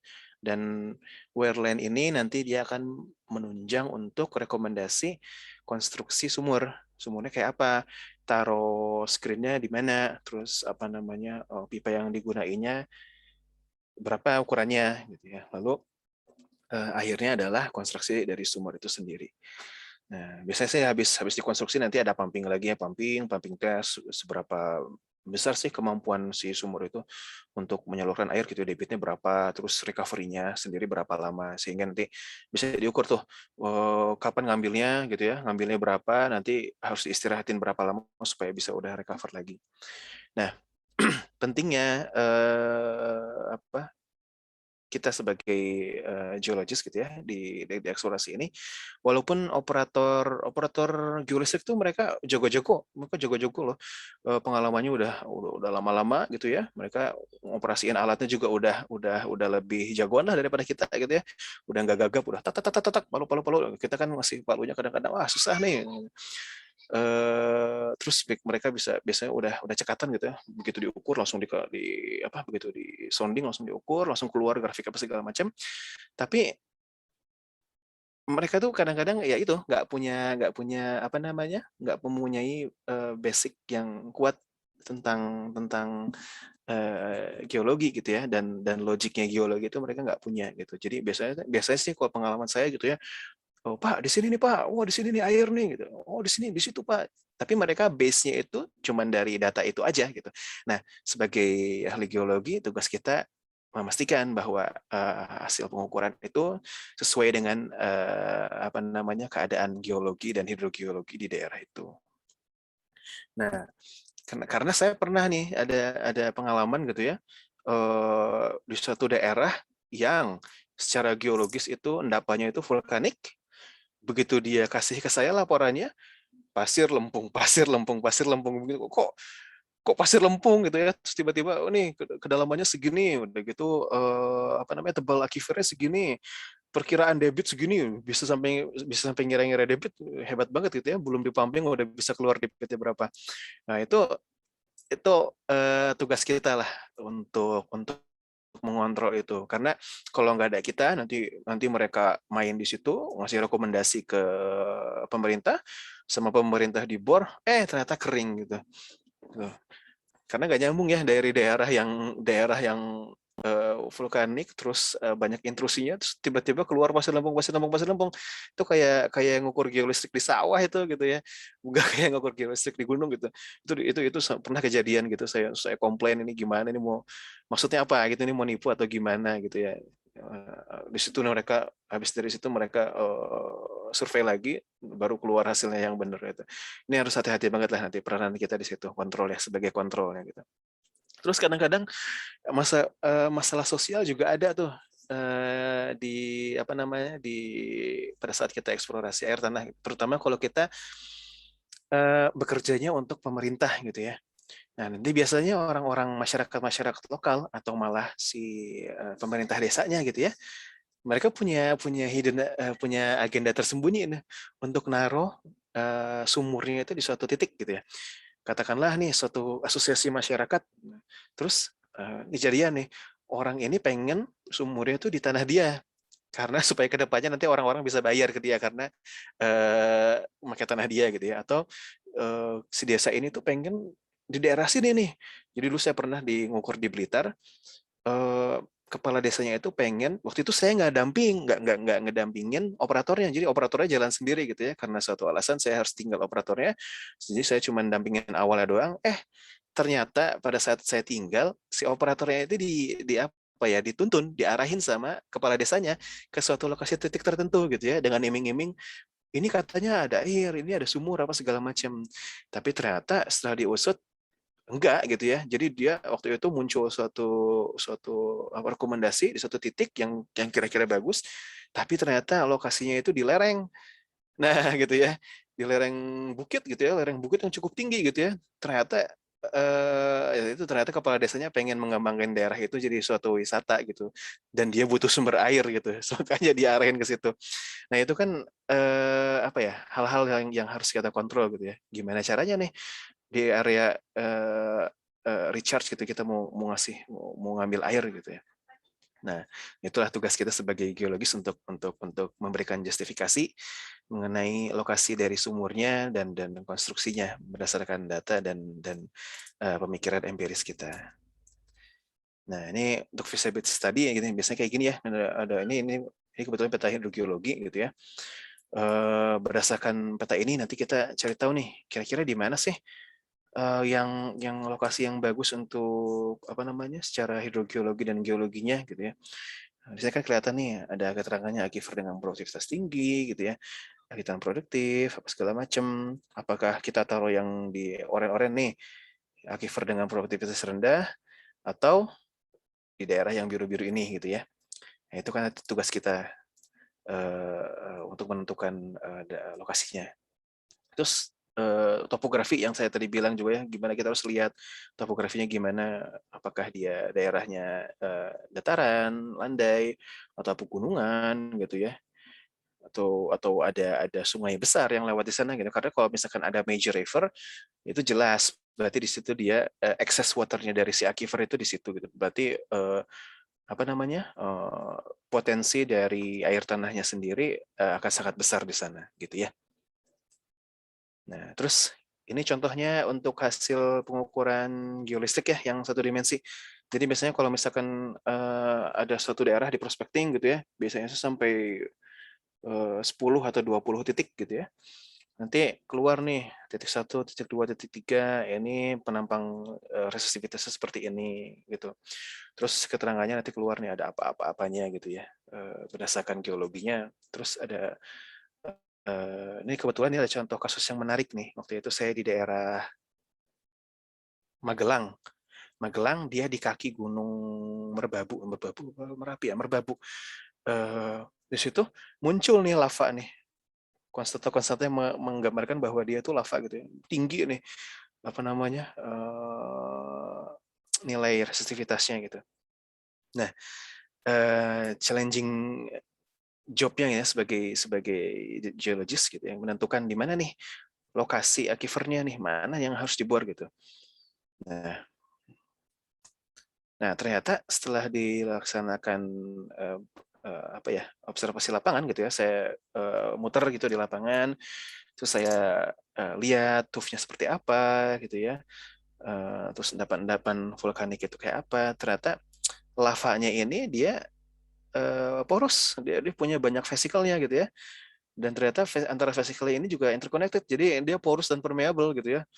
Kenapa? Taunya dari mana ya? Itu diambil dulu contohnya gitu ya, terus direndam dulu gitu ya, dilihat gitu apakah dia apa namanya, keluarlah masa jenisnya berkurangnya seperti apa gitu ya, dihitung volumenya gitu. Oh ternyata nyambung nih gitu. Oh berarti bagus dong gitu ya. Berarti si lavanya ini instead of apa namanya menjadi sebagai penghalang gitu ya, atau apa aquiclute-nya atau aquitarnya, dia malah menjadi aquifernya gitu. Yang biasanya dihindari malah kita cari nih. Jadi waktu itu ya kita ambil yang lava-lava ini. Kalau nggak salah di daerah di titik 4 sampai 5 waktu itu kalau nggak salah gitu. Di lava-lava ini kita ambil, di lava ini sama di pasir-pasir ini kita ambil sebagai apa namanya aquifernya. Dan keluar ya, alhamdulillahnya sih bagus gitu airnya. Tuh. Nah, terus habis pemboran biasanya kita lari ke wireline. Nah, udah di wireline ini nanti apa namanya diminta nih justifikasi kita untuk konstruksi sumurnya kayak apa. Jadi ini udah keluar nih. Oh, nilai resistivity-nya berapa sampai kedalaman tertentu gitu ya, nilai SP-nya berapa.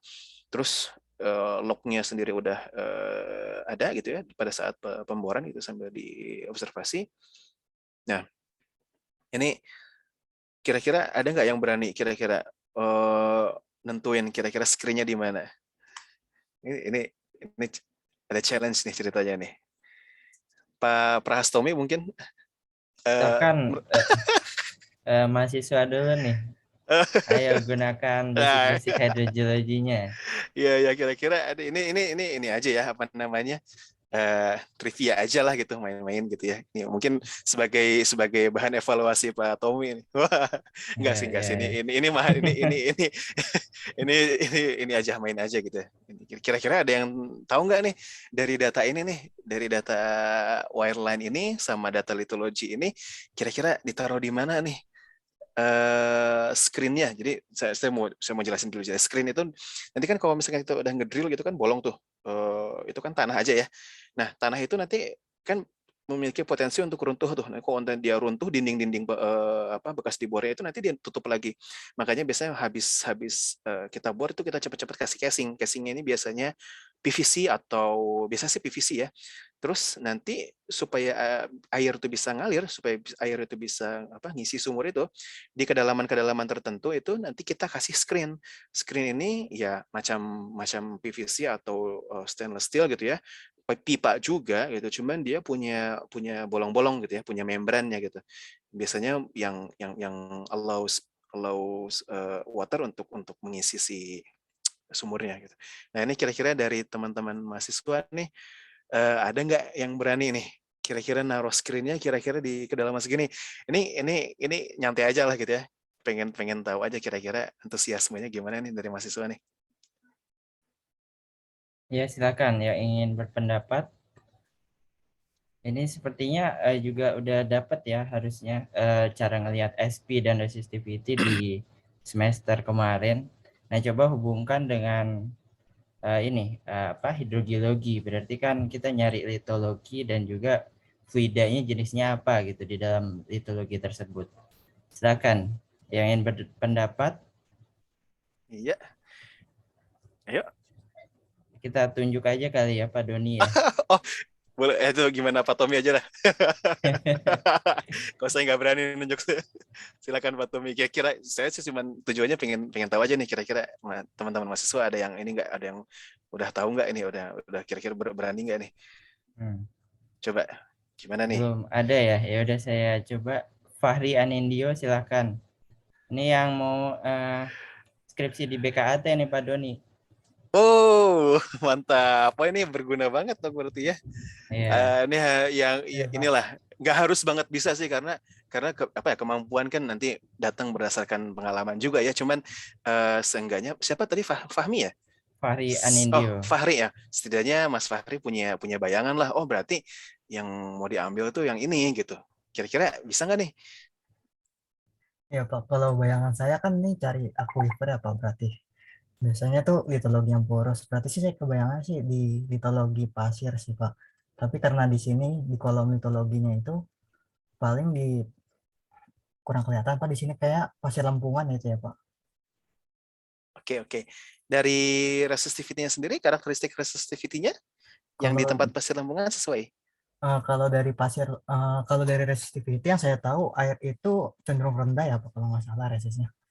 Berarti dipilihnya yang di resi yang rendah sih Pak, sepertinya. Kira-kira kedalaman berapa nih? Kedalamannya itu Berapa sampai berapa gitu? Sekitar 25 mungkin Pak. Oke, sampai? Sampai 25-30 terus 40-50 mungkin Pak. Oke. Nggak apa-apa. Ini kan apa namanya? Ini aja apa namanya? Supaya tahu nih gitu. Oh, ini pendapat saya seperti ini gitu ya. Itu di encourage banget gitu ya. Jangan takut untuk berpendapat gitu, karena nanti dari situ kita bisa tahu, bisa mengukur, oh ini harusnya kayak gini gitu. Kalaupun kita benar misalkan, oh ini kayak gini gitu ya. Ini ada lagi nggak nih kira-kira nih? Makasih Mas Fahri ya udah memberikan ini ya pendapatnya. Kira-kira screen-nya itu air yang diambil itu dari 25 sampai 35 ya. Terus 40 sampai 50. Ini kira-kira teman-teman yang lain ada yang punya pendapat berbeda? Ya, yang lain Elvara. Coba yang geng BKAT nih. Aduh nih kata teman-teman udah pado nih katanya. Pasti beginian segala nih. Nggak apa-apa, ini main aja nih, mumpung masih belum at stake ya gitu ya.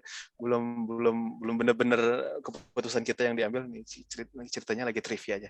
Ada bayangan kira-kira di mana? Atau Natasha, coba Natasha, silakan berpendapat.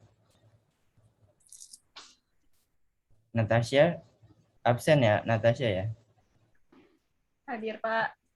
Oh hadir, silakan Natasha. Yang resistivity-nya rendah juga sih Pak. Mungkin kalau nerusin dari yang Fahri bilang tadi, ada di sekitar kedalaman begitu. Antara 75 sampai 100 mungkin Pak. Oke. Oh ini dari resistivity-nya aja ya. Coba disambungin juga nih sama litologinya. Jangan lihat dari resistivity doang, kira-kira gimana tuh? Ini kalau litologinya di kedalaman 75 sampai 100 kurang kelihatan sih Pak ini. Kurang kelihatan nih, belum ya? Jadi yang di sini itu, yang ini itu lempung pasiran katanya litologinya. Yang ini tuh lempung. Yang apa? Strip ada titiknya ini lempung pasiran lagi.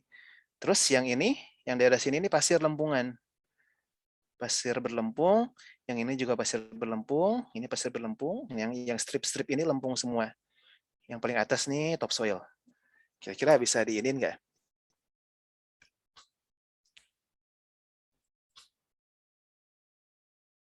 Segitu ya, berarti ya? Fix tuh.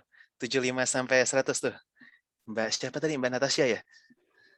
Kalau misalkan dari litologinya berarti kan belum tentu ya Pak? Ingat faktor utamanya tuh litologi gitu. Resistivity kan ngebantu kita aja. Yang apa namanya medianya sendiri itu harus jelas gitu. Nah kira-kira mana nih?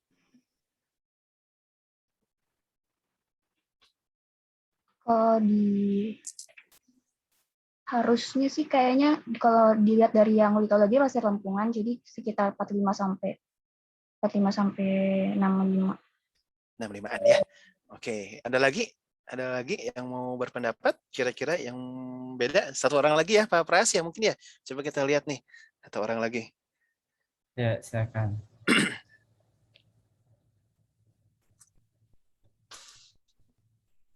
Adakah?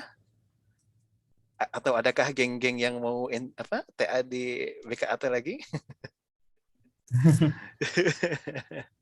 Sepertinya ada beberapa, cuman ini nggak hadir ini. Kayaknya Oh, oke. ini apa? Lagi pemetaan itu Pak Oh, Doni. oke. Iya, iya, nggak apa-apa nih ya. Mungkin ada yang tertarik untuk ikut menentukan? Sepertinya tidak ada lagi nih Pak Sudah Doni. lagi ya deh. Atau Tinggal di Perpahas, refill aja. ya, Prahas mungkin ya, Pak Prahas mungkin, Pak Prahas Tommy. Wah, saya ini aja Pak Doni. Apa? Kan Bapak yang expertnya gitu Oh, kan. gua masuk bahasa bisa Jadi aja, gimana nih sharingnya Pak? Pak Silakan Tommy. Pak. Oke, kita buka aja ya. Ternyata ini konstruksinya seperti ini hasilnya gitu ya. Kita taruh screen-nya itu di daerah yang pasir lempungan gitu. Benar tadi yang kata Mbak Natasha ya, kita taruh di pasir lempungan. Dan lempung pasiran karena masih ada pasir-pasirnya ya. Jadi dia masih memiliki kemampuan untuk store water. Sedangkan yang lempung udah kita nggak lihat gitu ya. Nah, terus untuk karakteristik resistivity dari air sendiri juga nggak rendah-rendah banget sih gitu ya.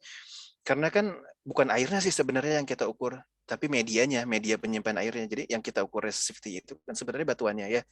Jadi yang kita ukur resistivity itu sebenarnya pasir lempungannya sendiri gitu. Nah, malah kalau misalkan kita ketemu suatu media atau suatu batuan yang punya resistivity rendah banget gitu ya, mungkin 2 gitu ya, atau 1 atau malah mendekati 0, nah itu harus hati-hati gitu ya, karena biasanya itu asin, salinity-nya besar itu. Nah, jadi ya itulah yang kita lihat sini yang kira-kira sensitivity-nya juga nggak terlalu kecil gitu ya. Nah, ini di 25-an sini pasir lempungan kita ambil gitu. Jadi ya kurang lebih seperti itu sih sharing dari saya. Ya, Mungkin saya ini saya. izin menambahkan juga Pak Doni ya. Oh ya, boleh, mangga. Ini saya stop share dulu ya. Untuk Mangga, Pak Pras. mahasiswa saya. Jadi mungkin untuk resistivity sendiri ya, yang kemarin mungkin untuk semester lalu kan kita belajar di geologi migas itu, dan itu konteksnya migas ya, yang kita tahu bahwa resistivity-nya tinggi biasanya identiknya fluidanya adalah hidrokarbon gitu ya, khususnya minyak gitu.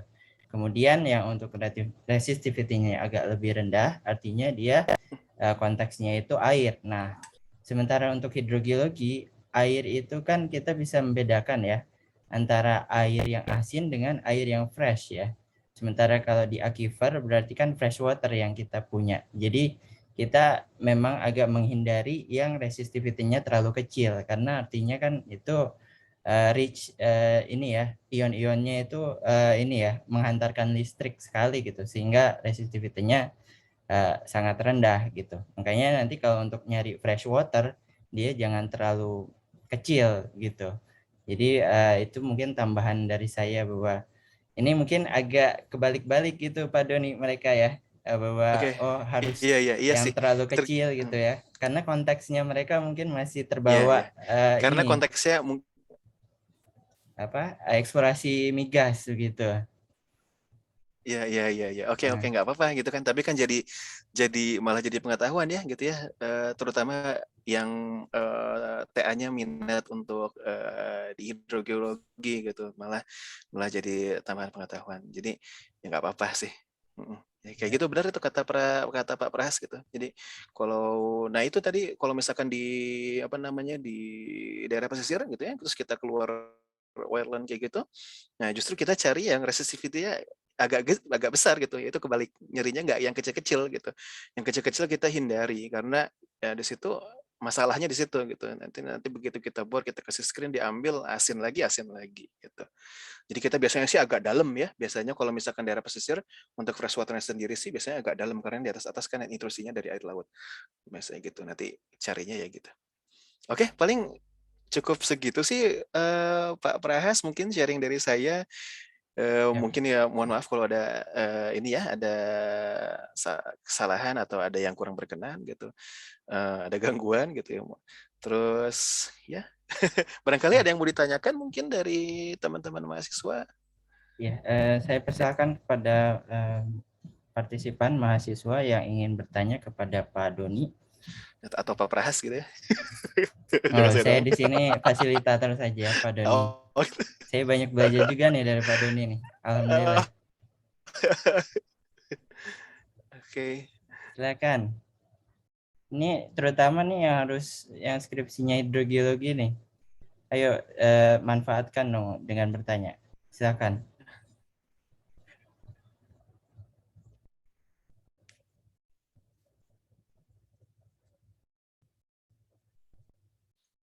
Ayo nggak apa-apa sih. Kalau mau nanya, pertanyaannya nggak harus hidrogeologi juga kok. Mau nanya-nanya yang umum juga boleh, silakan gitu. Mau nanya misalkan, oh, dulu Pak Prahas sekolah ke Abu Dhabi gimana gitu kan, dulu Pak Doni sekolah ke UK gimana misalkan gitu, atau misalkan sekarang kegiatannya apa aja Pak misalkan gitu, nggak apa-apa, ngomong aja, diskusi aja.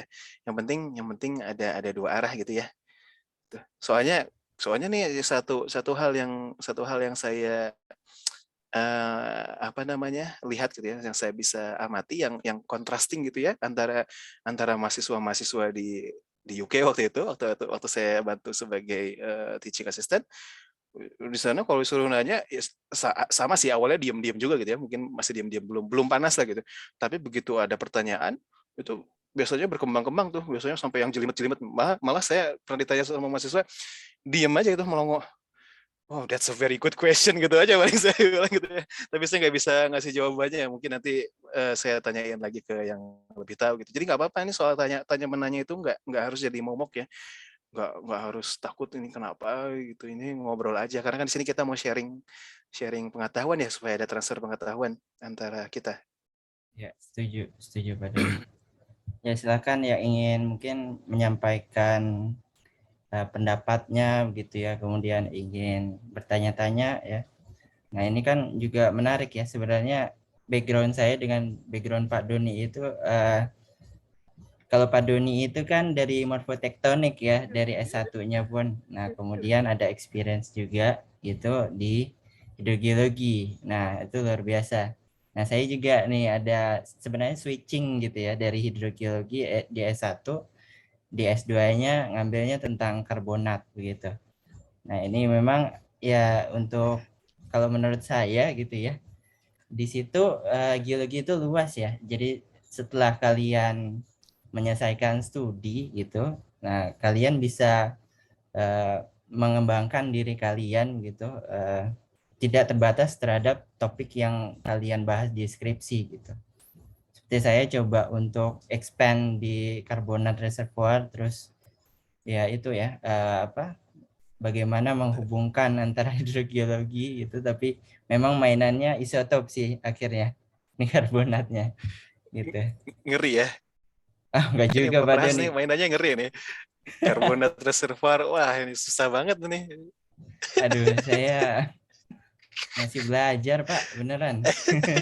sama lah, saya juga masih belajar gitu. Jadi sama-sama masih belajar nih dengan teman-teman yang lain. Mungkin ada yang mau ditanyain gitu ya, penasaran atau apa, nggak apa-apa tanya, atau mau nanya, Pak dulu ke PUPR gimana caranya gitu, atau misalkan aduh saya minat mau TA di situ tuh gimana caranya, mungkin nanti bisa kontak gitu kan, atau gimana, atau nanti saya arahin ke orang-orangnya. Jadi nggak terbatas pertanyaan yang ada tadi di materi di aja. Boleh? Oke. Ya, silakan, ini ada Tuh, pertanyaan nih Pak Doni dari Riva. Riva ya. Oke, Ya, boleh. raise hand. Halo, selamat sore Pak Doni, Pak Tommy. Suara saya terdengar ya Pak? Terdengar. Ya, Selamat sore. Mau bertanya Pak, kan tadi disebutin kalau misalnya drilling air tanah itu ada kalau misalnya ada pengajuan gitu ya Pak ya? Oke. Nah itu sebenarnya seberapa sering sih Pak ada dalam tanda kutip order apa sih pengajuan pengen bikin sumur itu seberapa sering, terus biasanya ada dilakukan di daerah-daerah yang seperti apa, terus kalau misalnya sudah dilakukan itu biasanya dari mulai feasibility study sampai ke konstruksi air tanahnya itu konstruksi sumur air tanahnya itu bisa memakan waktu berapa lama Pak? Makasih Pak. Oke.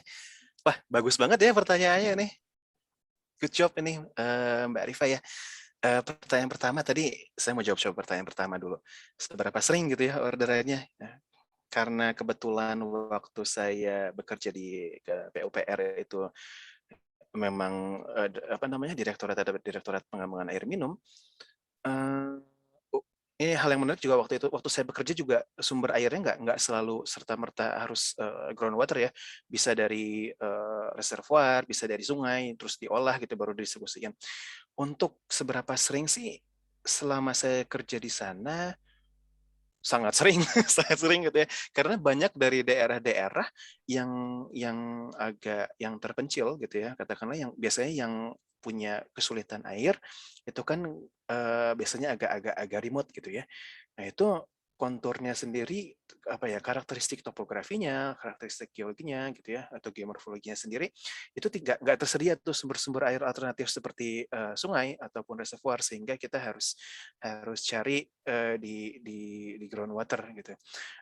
Malah pernah nih saya juga ada pengalaman dulu waktu itu saya ditugasin untuk pengadaan sistem air minum di Pulau Gili Iyang. Jadi Pulau Gili Iyang itu sebelah timurnya Pulau Madura. Cuman dia beda pulau. Jadi di Pulau Madura nyeberang laut kira-kira 1 kilo lah atau 800 meter ya saya lupa. Itu paling setengah jam gitu naik perahu nelayan. Itu ada satu pulau. Nah pulau itu kecil. Paling gedean UI kayaknya daripada pulau itu gitu ya. Nah itu mereka butuh sumber daya air gitu ya. Sedangkan kalau misalkan kita ngebor di sana, nggak ada tuh karena dia di tengah dikepung laut kan, sehingga airnya tuh asin semua. Itu kita ngebor dari Pulau Madura, terus kita alirin ke Pulau Giliang, jadi nama kayak pipa diseberangin gitu. Itu banyak banget permintaan untuk pemboran air tuh banyak banget. Itu baru dari sisi pemerintah ya, pemerintah pusat. Pemerintah daerah juga punya program sendiri, banyak lagi. Terus swasta juga ada beberapa, banyak lagi gitu ya. Jadi kalau misalkan seberapa sering sih cukup banyak gitu ya. Terus pertanyaan kedua, di daerah kayak gimana tadi ya Mbak Rifa ya? Biasanya gitu ya. Biasanya itu ini nggak tentu sih untuk daerah kayak gimana gitu. Karena waktu itu kan kesebar di seluruh Indonesia. Cuman rata-rata sih di daerah yang masyarakatnya memang kekurangan air gitu untuk dibuatkan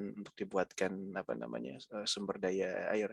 Nah, maksud saya siapa yang minta itu kita nggak bisa tentuin gitu, nggak bisa tahu nih daerahnya kayak apa. Cuman begitu ada permintaan di situ langsung kita kaji daerah itu. Katakanlah saya pernah dulu di Trenggalek, daerah Jawa Timur.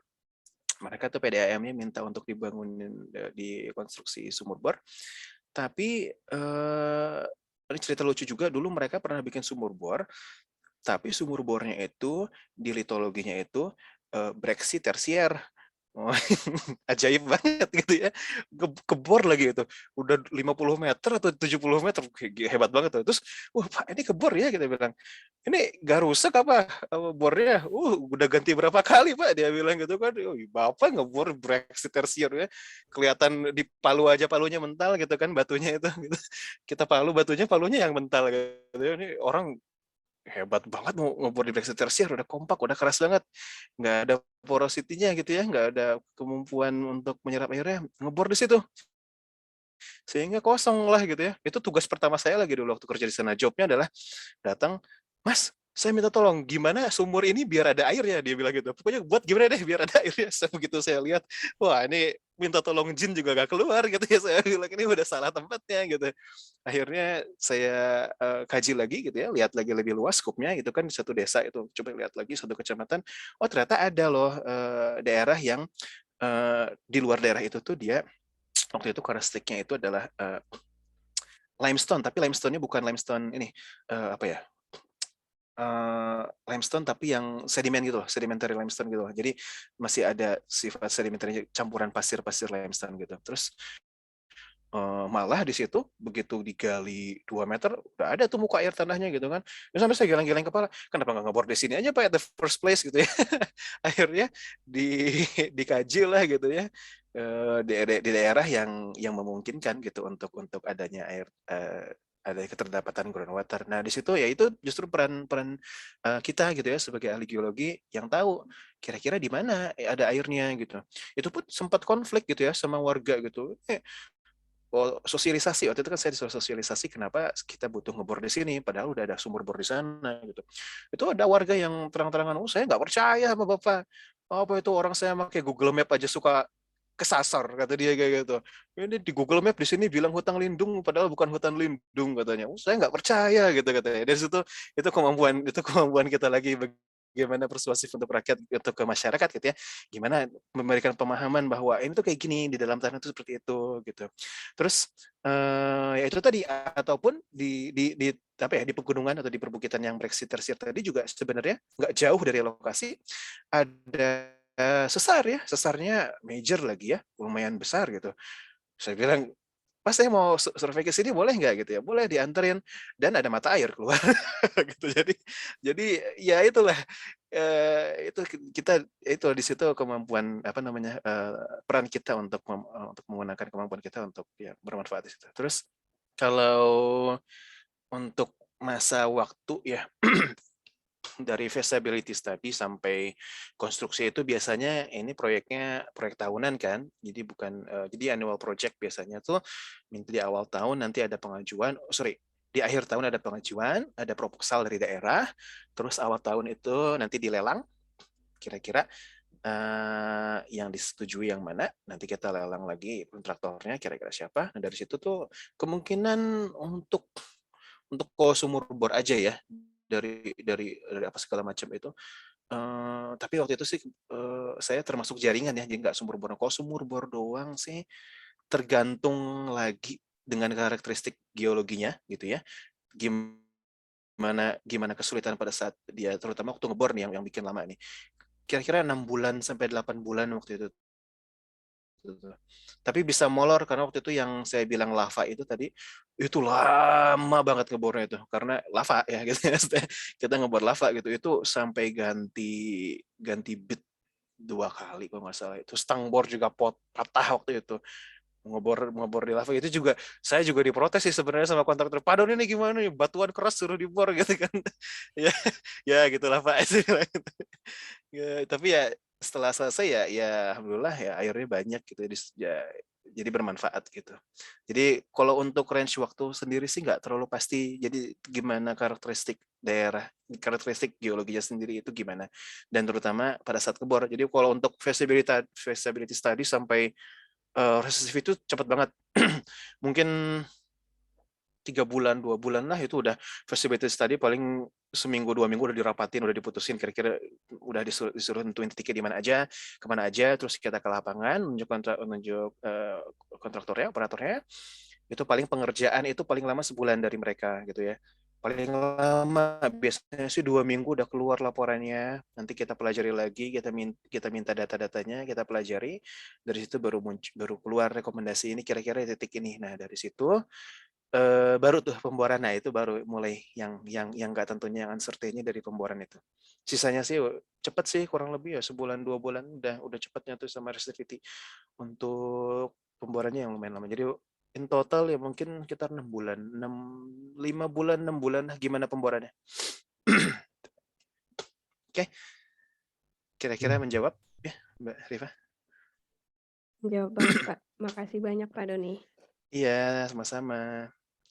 Ada lagi kira-kira yang mau bertanya? Ini Mas Ahmad Rafif nih diem aja nih, padahal sering banget kontak saya nih. Halo Pak. Halo Mas Rafif. Ada punya pertanyaan kira-kira apa gitu, atau misalkan apalah pendapat gitu. Atau nimpalin aja, berarti gini Pak ya gitu misalkan. Apalah gitu. Ya, Biar ngobrol nih. Kepikiran aja ngobrol sih, di WhatsApp Pak. Udah banyak. Kepikiran aja sih Pak, kayak misalkan kita mau melakukan pengeboran kan pasti kayak butuh air ya Pak ya. Itu apakah berarti setiap kita mau mencari titik lokasi bor itu, entah itu geotermal ataupun minyak, itu kayak perlu dilakukan kajian hidrogeologi dulu ya Pak ya? Iya, terutama geotermal sih ya. terutama geothermal juga tuh, karena geothermal kan kita biasanya make airnya sendiri untuk utilize ke sistem geothermalnya sendiri sih gitu ya. Kalau migas sih kayaknya mereka nggak terlalu care sama air. Kayaknya mereka udah jeder langsung cari seismiknya gitu ya. Kecuali untuk studi ke AMDAL, dampak lingkungannya. Kalau misalkan mereka di situ ngebor atau mereka di situ ada minyak gitu, kira-kira misalkan ada spill atau bocor, ada apa, kira-kira ada nggak aquifer yang terdampak gitu ya, dari kontaminan dari kegiatan eksploitasi itu. Terus kalau misalkan ada, kira-kira aquifer yang mana, kira-kira persebarannya kemana aja, terus dilihat arah aliran aquifernya gitu ya. Ya ini udah detail lagi lah, misalnya dari hidrogeologi nanti biasanya ya itu kayak tadi Pak Pras mungkin udah pakai isotop atau pakai misalnya pemetaan muka air tanahnya sendiri, itu kira-kira kemana airnya ngalirnya gitu, ditetapkan mungkin dengan laju laju air di dalam media itu sekian gitu ya. Biasanya kan kita ketahuan tuh pakai Darcy slow tuh. Nah, terus ketahuan nih misalnya kalau misalkan ada kebocoran, ada kontaminasi, kira-kira radius yang harus dievakuasi misalkan berapa airnya yang tercemari kayak gitu. Mungkin kalau untuk di mining sih kayak gitu sih. Untuk di mining sih lebih concern ke environment gitu ya, dampak environment. Terus kalau untuk di mining yang open pit kayak batu bara atau emas gitu ya, biasanya lebih concern untuk safety, untuk kestabilan lereng gitu ya, supaya nggak ada pitnya, nggak longsor, nggak membahayakan bagi pekerja tambang di sana. Tapi kalau geothermal itu cukup esensial kajian hidrogeologi, karena biasanya utilize ke dalam sistem geothermal itu sendiri, karena kan kita memanfaatkan panas bumi dan air untuk generate steam ya, dan steamnya itu nanti dibuat untuk menggerakkan turbin seperti itu. Kurang lebih kayak gitu sih, Mas Rafif ya. Oke, Pak Doni, terima kasih. Kemarin tuh sempat ini sih Pak, sempat melakukan ini juga ya Pak ya, riset terkait kayak pencarian kajian titik lokasi geothermal gitu Pak, lebih ke kajian geotekniknya sebenarnya sih. Oke. Itu juga kalau nggak salah mempertimbangkan juga tuh kayak lokasi terdekat juga kayak dari sungai. Mungkin itu juga sangat real juga yang tadi Pak Doni jelaskan ya, bahwa misalkan ada sungai, artinya potensial dia jadi aquifer itu tinggi ya Pak ya. Sama ini sih kalau nggak salah ada tuh data dari geofisika, geolistrik kayak ada jurang itu kayak ditarik lurusnya dia terjang gitu Pak. Itu gimana? Sorry. Ini ya kayak jelas tadi. Ini kayak dari geofisika nyoba ambil data geolistriknya Pak. Nah terus ada jurang gitu-gitu juga dihajar juga. Apakah memang harus kayak gitu ya Pak ya, yang geofisika atau gimana Pak? Sebaiknya sih karena jurang apa segala macam itu mempengaruhi sih sebenarnya ke dalam pengukuran ya, yang sudah saya tadi jelasin. Kalau jurang tebing gitu ya, itu jelas nggak ada ya, kok di saat membahayakan nggak mungkin, nggak akan dilakukan. Tapi kalau misalkan dia areanya hilly perbukitan, terus mungkin cukup terjal gitu ya, nggak sampai jurang banget sih gitu, itu masih mungkin dilakukan gitu. Jadi kadang-kadang kan ada dari atas bukit, dari punggungan tiba-tiba ke lembahan itu agak curam gitu, cuman masih tolerable gitu, masih gitu ya, tapi nggak tiba-tiba blast gitu. Nah kalau kayak gitu biasanya nggak kita terabas. Cuman kalau misalkan yang masih tolerable, biasanya sih kita masih bisa diukur. Mungkin terutama yang kayak gitu biasanya untuk ini kali ya, eksplorasinya lebih ke mineral tambang gitu kali ya. Yang kemarin apa, hidrogelo ya? Hidro tapi yang kemarin. Kemarin geoteknik Pak. Geoteknik. Oh ya, kalau geoteknik ya iya. Geoteknik ya nyarinya kan itu. Sorry, geoteknik kan berarti dia cari suatu bidang, kemungkinan besar ya dia cari suatu bidang gelincir. Jadi misalkan Mas lagi di suatu perbukitan, ya yang Mas mau tahu itu memang potensi si lereng ini akan longsor atau tidak gitu, sehingga yang mereka ukur memang itu, memang lerengnya, memang jurangnya gitu. Jadi mereka ukur resistivity-nya, pakai GPR juga tadi bisa. Nanti di situ akan kelihatan dari penampang gitu ya, dari penampang si resistivity-nya, dia kan ngikutin topografinya tuh.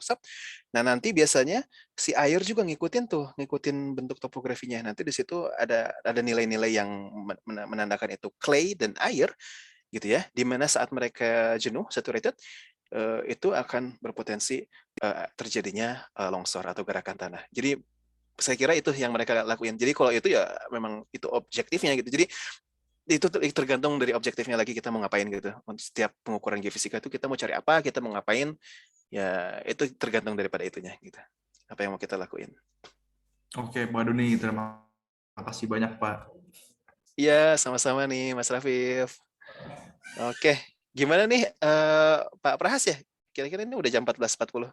Apa saya melanggar atau terabas aja atau gimana? Mungkin kalau ada pertanyaan lagi, satu pertanyaan mungkin ya. Sebelum 14.45 kita tutup gitu. Oke. Silakan kalau ada yang ingin bertanya lagi.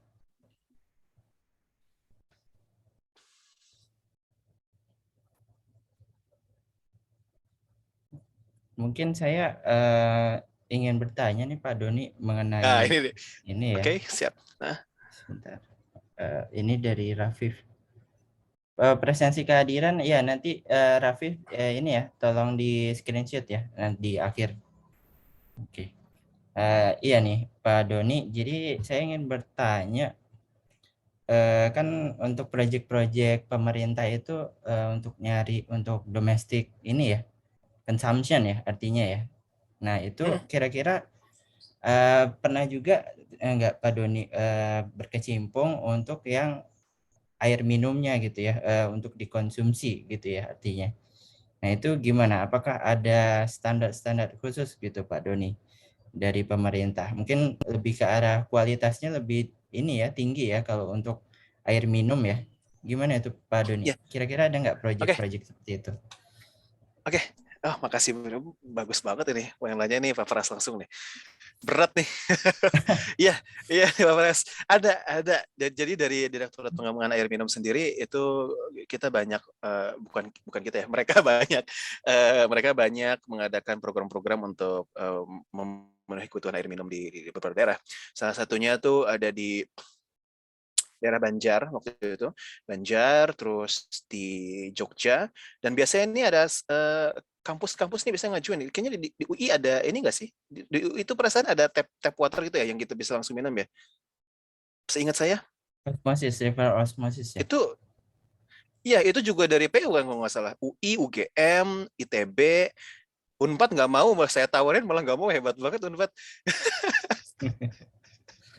Yang lain tuh malah perebutan. Jadi kampus-kampus UNS, UGM, UI, ITB itu juga ikut. Jadi itu pengadaan air minum untuk inilah potable water ya, konsum ya gitu. Terus di daerah juga ada dari Akademi Militer, sekolah Akpol, terus beberapa daerah lain di mana lagi ya. Waktu itu kita waktu ada Asian Games juga kita develop itu gitu ya. Nah, cuman untuk yang ininya sendiri, kalau air minum, kalau untuk dari hidrogeologinya sih nggak ada suatu ketetapan. Dalam artian harus aquifer yang karakteristiknya ini, patologinya ini atau apa gitu ya. Nggak ada. Cuman paling nanti air yang udah ada itu kita tes total dissolve materialnya gimana gitu ya, kandungannya apa, ada yang mengkhawatirkan nggak, ada yang concern nggak. Nanti kalau misalkan ada satu kandungan yang jadi concern di kita, biasanya nanti diadakan pengolahan lagi. Pengolahannya yaitu bisa lewat yang reverse osmosis itu bisa, atau lewat ini udah waktu itu udah bagian anak-anak lingkungan nih yang ini saya lupa ini apa aja ya, punya dibikin tangki gede gitulah, itu juga bisa gitu ya dari reservoir. Jadi ada water treatment plan-nya ya, WTP-nya, water treatment plan atau instalasi pengolahan airnya gitu. Nanti diolah-olah lagi gimana caranya untuk membuat si air ini levelnya aman untuk dikonsumsi gitu. Biasanya sih itu. Jadi kalau untuk dari hidronya sendiri nggak ada. Cuma nanti hasil dari hidronya nanti biasanya akan dicek gitu ya. Akan dicek lab, kira-kira apa yang concern, dan itu yang akan kita treat gitu. Gitu aja sih paling Pak Prastoni. Terima kasih Pak Doni. Ya. Jadi pada intinya ini ya untuk kebutuhan domestik dan juga kebutuhan potable ya untuk dikonsumsi begitu. Nah, jadi untuk job-job hydrogeologis ini tidak terbatas mungkin di pemerintahan saja, mungkin ke ini ya kayak perusahaan air minum seperti Danone gitu ya. Iya, Danone sedap tuh. Iya. Curug tuh dicurug. Ya itu banyak banget gitu ya hydrogeologis dan hydrogeologis juga nggak selalu ke ini sih, nggak selalu ke eksplorasi untuk air minum gitu ya.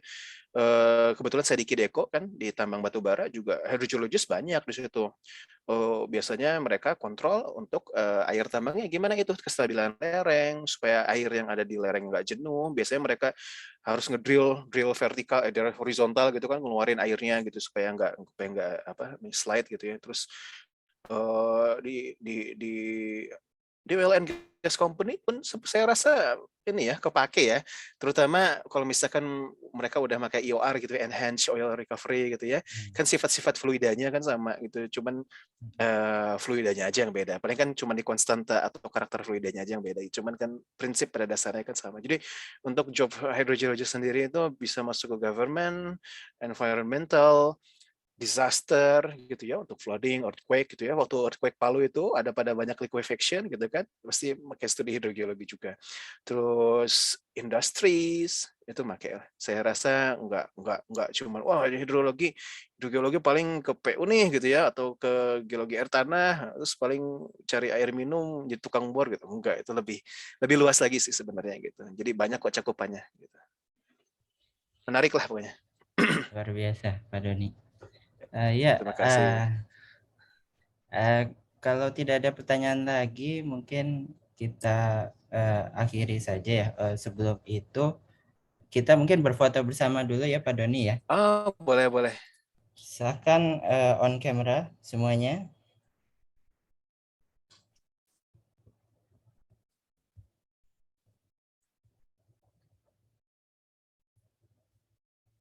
Rafif boleh tolong diaba-abain ya kalau mau di. Oke, boleh Pak. Oke, hitungan ini ada tiga slide. Ini slide pertama dulu. Hitungan ketiga saya ambil foto ya teman-teman. 1, 2, 3. Oke, kita geser ke slide kedua. 1, 2, 3. Oke. Terus masuk ke slide terakhir. 1, 2, 3. Oke. Sudah, Pak Tommy. Terima kasih, Pak Doni juga. Ya, sama-sama nih, Mas Rafif. Ya, saya terima kasih juga deh untuk teman-teman mahasiswa yang sudah hadir. Sudah ini. Terima kasih banyak. Malah diizinkan sharing. Kita belajar banyak dari Pak Doni nih, saya terutama gitu. Terima kasih banyak nih Pak Doni atas insight-insight-nya ya. Sama-sama gitu. Nih Pak Prahas gitu. Saya juga merasa ini tersanjung lah gitu bisa sharing bareng teman-teman mahasiswa di sini. Barangkali mungkin kita bisa undang-undang lagi gitu ya di lain kesempatan. Terima kasih banyak ini. Silahkan, ya. Ya, atas waktunya, terus atas effortnya untuk membagikan gitu ya pengalaman-pengalaman berharganya gitu. Oke. Ya, sukses selalu Pak Doni ya.